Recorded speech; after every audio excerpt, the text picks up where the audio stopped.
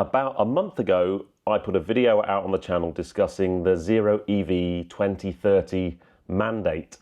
And in that video, I said this. And what I think we're going to start to see, and I'm by no means an expert in this, by the way, this is just my hunch, this is an educated guess having talked to lots of people in the industry, is I think we're going to start to see manufacturers struggling to shift stock.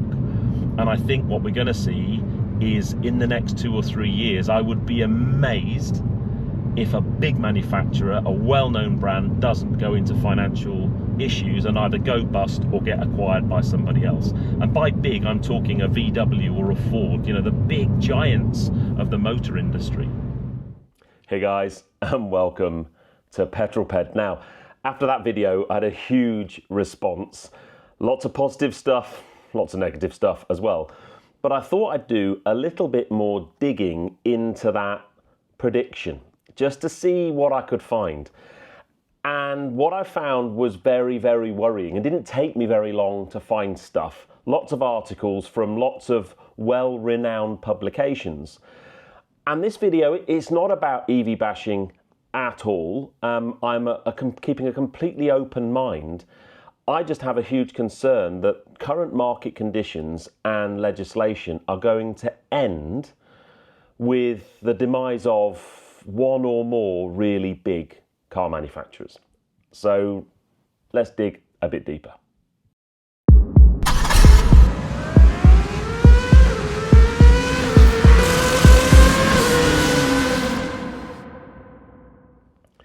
So who are we going to start with? I've got, I think, 4 or 5 companies I want to just talk about their situation. I'm going to start with one of the biggest car manufacturers there is, and that is the Ford Motor Company. And I don't think Ford's challenges or troubles, you know, they've not exactly been hidden under the carpet. There's plenty of stuff out there over the last 12 to 18 months about the challenges they're currently facing. And I've made comments on the channel recently about, for me, their I don't know, poor decisions around their car lineup, getting rid of iconic cars like the Ford Fiesta, not having a really small car in their fleet anymore, and then their electric offerings in terms of Mach-E and the new Capri, and I guess things like the Lightning truck, for me, just aren't attractive enough to get people to come into their showrooms and buy cars in scale. And if you start looking at the company's financial performance, so in the first half of this year, and this is a report from the Daily Telegraph here in the UK, in the first half of this year, the EV division of Ford has lost $2.5 billion. $2.5 billion, and it's on track to do exactly the same in the second half of this year. Now, Ford as a whole have other divisions within Ford that are making profits, and therefore it kind of helps to deal with that staggering loss. But the calculation that I read that really freaked me out the most is every EV that Ford sells, they lose $50,000. And that's a combination of the huge investment that they put into the EV manufacturing facilities, billions of dollars worth of investment. But the problem is they're not selling enough cars, and they've invested all this money and they're not selling the cars to do the return on investment, basically. And Ford are blaming a price war, and you know, they're trying to slash costs by some $4 million. But I mean, I did business at university, and you don't have to be a rocket scientist. A company cannot sustain that kind of loss for too long, even a company as big as Ford, with the reserves and the kind of the hitting power Ford has. You're not going to sustain that for too long before things start to have a really big problem. And that's Ford. So let's have a look at some other ones. And as I'm going through this, by the way, please, in the comments below, put your feelings around each of the manufacturers I'm going to talk about. So the current Ford offering in terms of EV, is it enough? You know, what do they need to do? I think they probably, for me, they need a smaller, more affordable EV in their range, something like an electric Fiesta maybe. That'd be a good idea. And that, anyway, that's Ford. Now, next up, Volvo.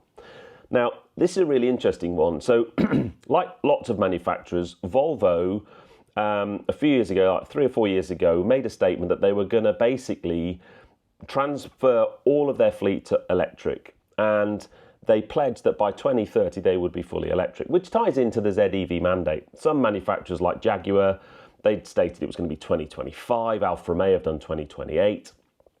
But Volvo said 2030, everything would be EV. And that was in March 2021. So we're not that far down the line. And it seems that they are realizing that that's not going to be something that they're going to be able to hit. So in May this year, their CEO was still saying that was an achievable goal. Late July this year, the tone's changed a bit from their CEO, a guy called Jim Rowan, and he's basically admitted that the road to full electrification isn't quite as straightforward as they had hoped. And the chances of them achieving that goal would maybe not be the case, and it's going to take time. And again, he starts to talk about global markets and factors affecting them in other things.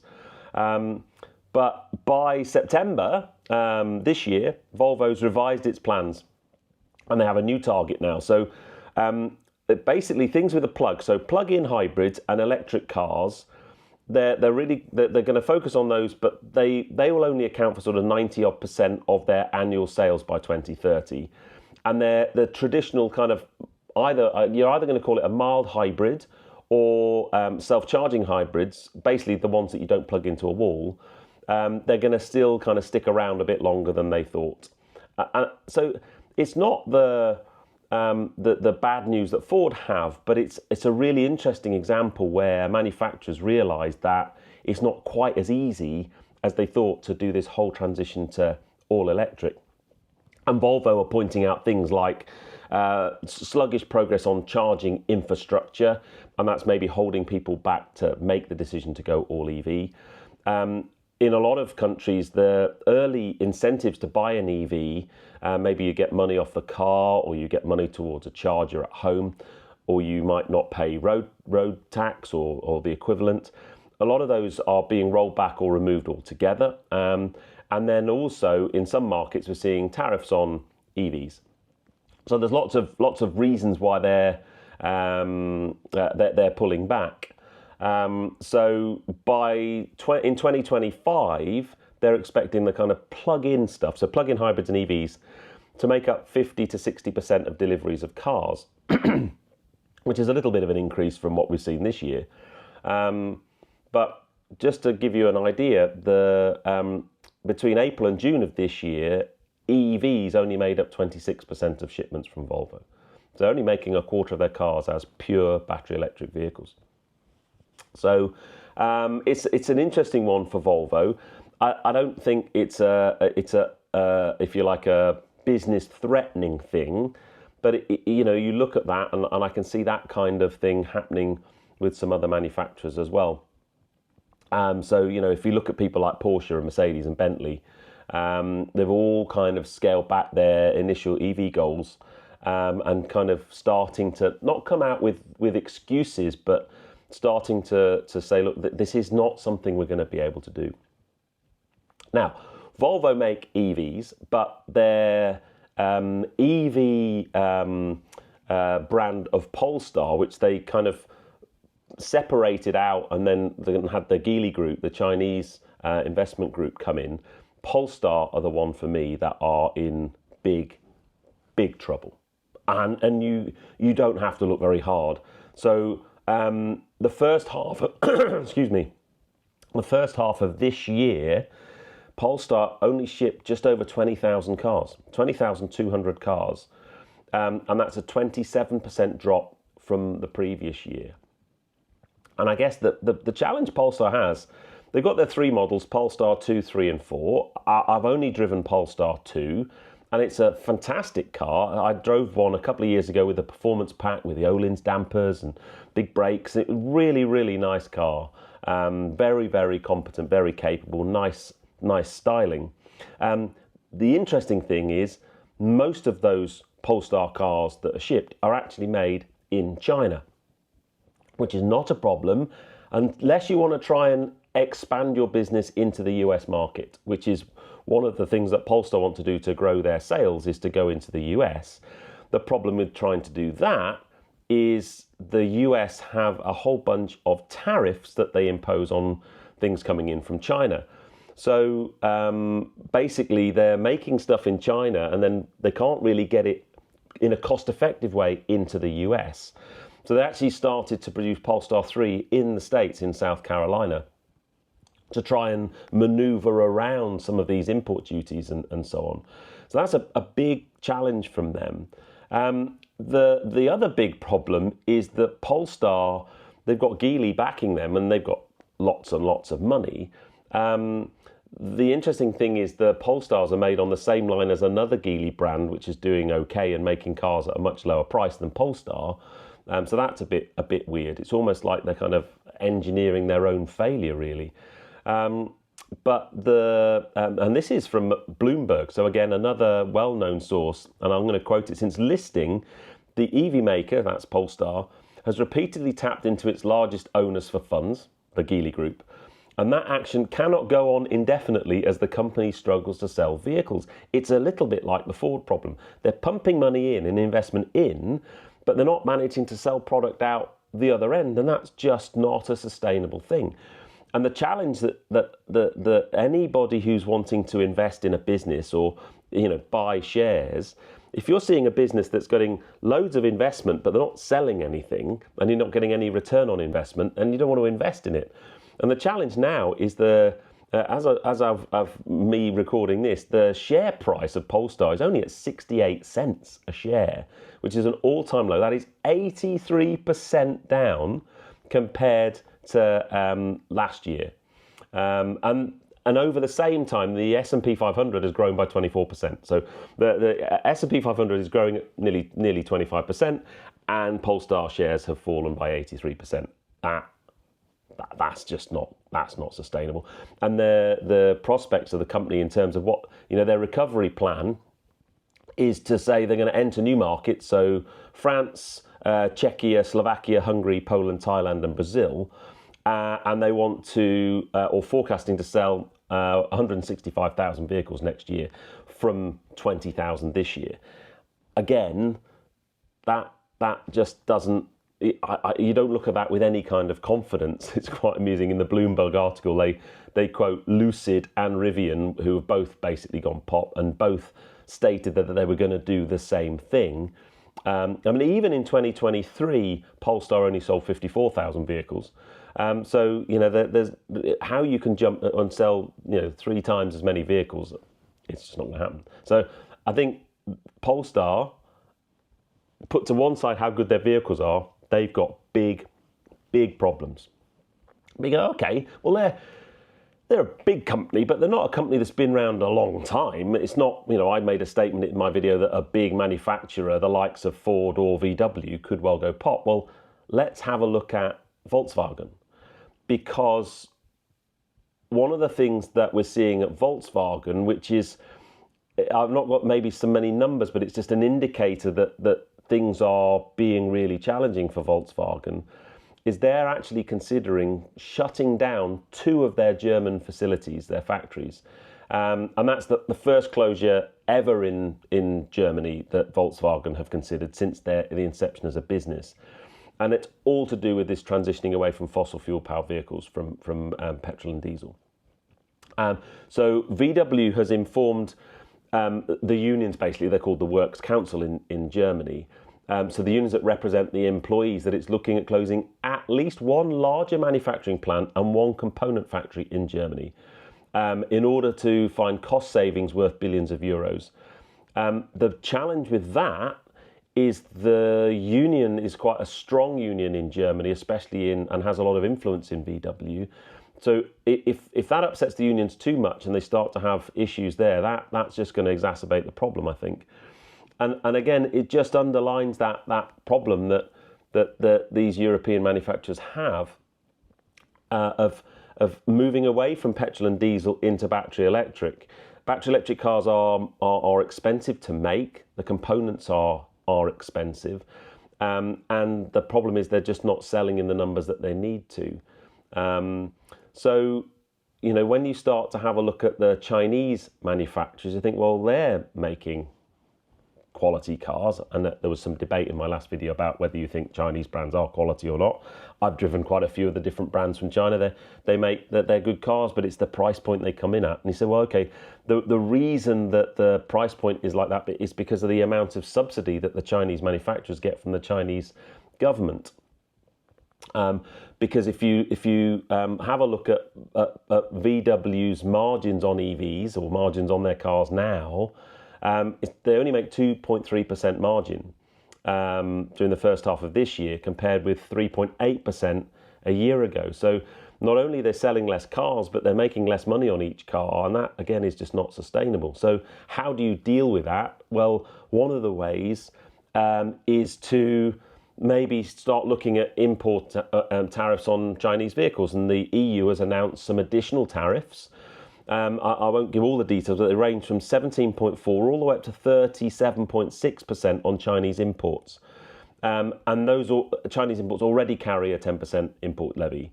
And that's basically to try and offset these, what are seen as unfair or heavy state subsidies that the Chinese manufacturers have to help them make cars at such a low price point, which is fine. The challenge with that is what that does the other way around. So if you want to sell stuff into China, I mentioned this in my last video. There's a really nice quote here from Oliver Bloom, who's the group chief executive of Volkswagen. He says, "The European automotive industry is in a very demanding and serious situation. The economic environment became even tougher, and new competitors are entering the European market, predominantly from China. In addition, Germany in particular, as a manufacturing location, is falling further behind in terms of competitiveness.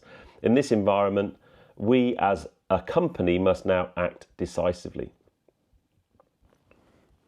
That's kind of what they're doing. And I want to leave you with this number, because I found this number. So last year, VW made roughly 9 million vehicles, which is a lot. But the capacity they have within all of their facilities would enable them to make 14 million vehicles. So they are 5 million vehicles of capacity, paying for that capacity or that capability, and that again, that's just not a sustainable number. So you for me, you start to look at this, and I'm as I've mentioned in my previous one, I'm not an expert. I'm just a passionate car guy, and I speak to lots of people in the industry, and I just see this. I see this path that we're going down, and it is truly worrying. I haven't deep dived, otherwise this video would be like 5 hours long. I haven't lifted the hood on BMW or Audi. I haven't gone into any of the Stellantis brands. You could probably have a look at Alfa Romeo and worry for them. Having said that, I guess my hope for Alfa Romeo is their all-EV lineup. If the rest of them, so when Giulia and Stelvio become EV, if they're as good as Alfa Romeo Junior, Alfa Romeo actually, from an EV point of view, will be quite strong. The challenge I have with Alfa Romeo is they're so well known for their engines, and the Alfisti love kind of combustion engines and Busso V6s and that kind of stuff. But there's plenty of manufacturers within the Stellantis group that you might well be worried about. And you could argue, are there too many car brands out there? Do we need a natural selection culling off of some of them? So have a read, do a dig, just have a see what you can find. For me, it's a very, very worrying place. I would love to know what you think. Get in the comments and start giving me your thoughts. As I said, I don't know what it is about this subject. I mean, I find it fascinating anyway. It's very polarizing, and there's plenty of people that will say that EVs are the best thing in the world, and others that will say EVs are the devil. I'm in the middle. I've got my head in both camps, and I understand both arguments. Well, I don't understand some of the arguments because they're basically complete falsities, but I kind of understand why there's that polarization. But for me, there should be a middle ground. And that middle ground is a market-driven middle ground where there's a choice of propulsion systems for cars that are all with the kind of sustainability and environment in mind, but that the transition to EV is done based on market dynamics, based on making cars people want to buy, not just making people buy them because we don't want to make petrol and diesel anymore. And I have a feeling that I think we'll wait for one big brand to have big troubles, to go into liquidation or to have an acquisition, and maybe that will be the jumpstart that the EU need, that the policymakers need to kind of look at other solutions, look at revising things. Here in the UK, my worries are actually the new government seem to be pretty set on resetting things back to 2030 after the previous government pushed it out to 2035. I think that would be a big mistake. I think there needs to be a bit of slack. I think there needs to be a bit of movement. I think the auto industry, and I don't understand why they're not, I'm sure they are lobbying governments to say, look, guys, this cannot continue. We just cannot carry on this way and remain a profitable business. Anyway, hope you enjoyed that one.